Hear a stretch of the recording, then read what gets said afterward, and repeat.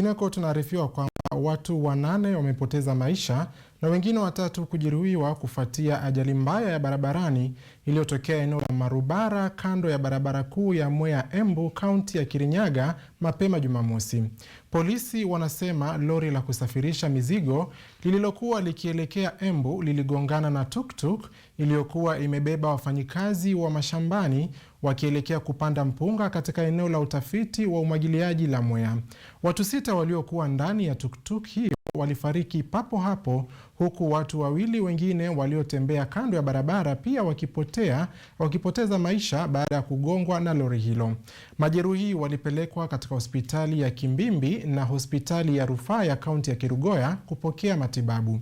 Dereva wa lori amekamatwa huku polisi wakiendelea na uchunguzi kuhusu chanzo cha ajali hiyo,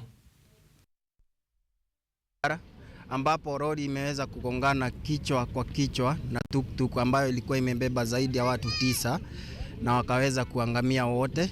Inasemekana kwamba ilikuwa inajaribu kupotelea mashimo ambayo ilikatwa kwa barabara wakati barabara ilikuwa inafanyiwa ujenzi.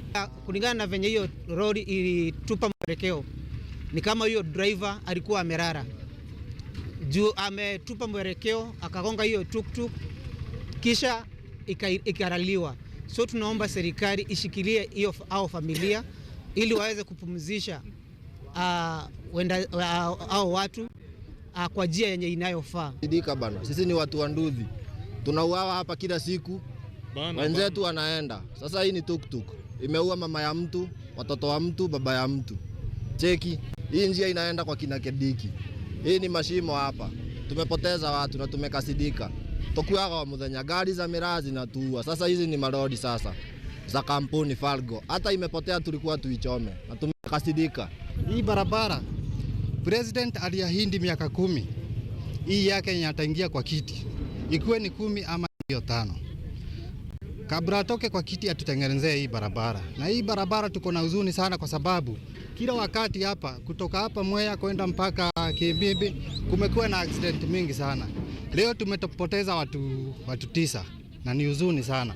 Kwa hivyo tunaomba serikali mtutengenezee hii barabara na hizi ajali zenye zinafanyika kila siku zitapungua. Hii barabara yetu ni mbaya sana. Mashimo imejaa huku.